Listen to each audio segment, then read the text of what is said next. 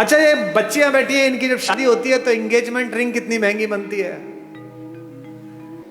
सीता की engagement ring कितनी महंगी होगी, लेकिन जब केवट के सामने भगवान राम बिना पैसे के खड़े हो गए कि उतराई देने के लिए कुछ नहीं है, और केवट ने कहा ऐसे तो जाने नहीं दूंगा, पैसे दो, उतराई तो देनी पड़ेगी।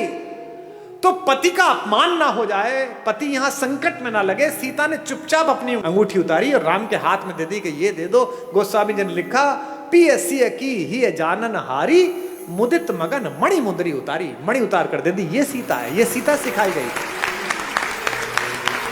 ये सीता घर घर में सिखाई गई थी। इसीलिए हमारी माएं, हमारी नानियां, हमारी दादियां कम में काम चला लेती थी। आज क्या हो गया, कम हो गया तो झगड़ा हो गया। पति की नौकरी 4 साल नहीं लगी तो तलाक हो गया, पत्नी की नौकरी छूट गई तो झगड़ा हो गया। इसका मतलब क्या है, सुख साधन पर केंद्रित कर दिया। और यहां बैठे हुए धनी लोगों, सुख साधन में है ही नहीं। तुम्हारे ऑफिस में जब 15,000 रुपए में बाहर खड़े होकर सफाई करता है लड़का, जो तुम्हारी गाड़ी पर पोछा मारता है, किसी दिन कलकत्ता में आसमान में हल्की बारिश होती है, साइकिल से वापस जाता हुआ बाजार से पाव भर बेसन खरीदता है, पाव भर प्याज खरीदता है, आलू खरीदता है, एक छोटी सी बोतल में 200 मिलीलीटर तेल सरसों का लेता है और पत्नी से कहता है मौसम बहुत अच्छा रहा, पकौड़े बना ले।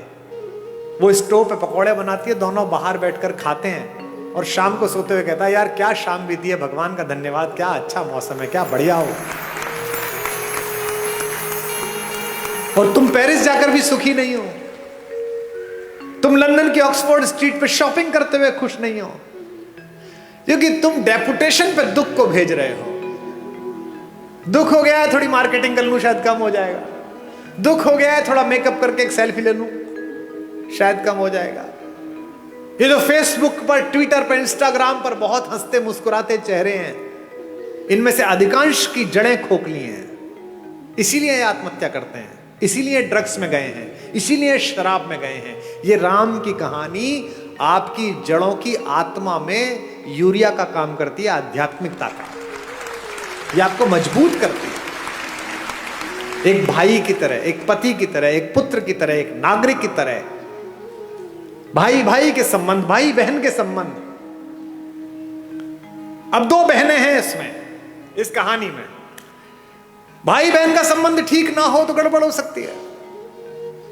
एक बहन है शूर्पणखा, जिसको अपने बदले की चिंता है, भाई के नाश हो जाने की चिंता नहीं है। मेरा बदला पूरा हो जाए बस। वो ये नहीं कहती कि मेरा अपमान किया, वो ये नहीं कहती कि मैंने नीचतापूर्ण व्यवहार किया, वो कहती है कि मैंने बताया मैं तुम्हारी बहन हूं, इसके बाद मेरा अपमान कर दिया। और उसकी तो बीवी बहुत सुंदर है, वो जंगल में क्या कर रही है, वो तो भैया आपके पास होनी चाहिए। ऐसी बहन देखी है कोई जो अपनी भाभी के रहते बाहर की किसी औरत का वर्णन करे कि इससे अपना लो? इसका मतलब वो बहन ही दुष्ट है, उसने अपने भाई का नाश करा दिया। एक सीता है, सीता का भी एक भाई है, आपको पता है? जब अशोक वाटिका में माता बैठी हुई है तो रावण आता है उनसे मिलने, रोज आता है, कहता है मेरा प्रणय प्रस्ताव स्वीकार कर ले।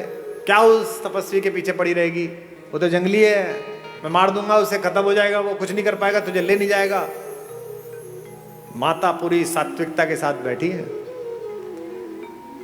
एक दिन कहता है कि देख मेरी बात मान ले, अन्यथा मैं बलपूर्वक तुझे उठा लूंगा यहां से। तो वो जिस चटाई पर बैठी हैं, उस चटाई का एक तिनका तोड़ती हैं और तिनका तोड़कर अपने रावण के बीच रख देती हैं और कहती हैं कि तू कैसी मूर्खतापूर्ण बात करता है रे, कि तू मुझे छू लेगा? ये तिनका रखा है, इसे पार करके दिखा दे, तेरे में औकात है तो।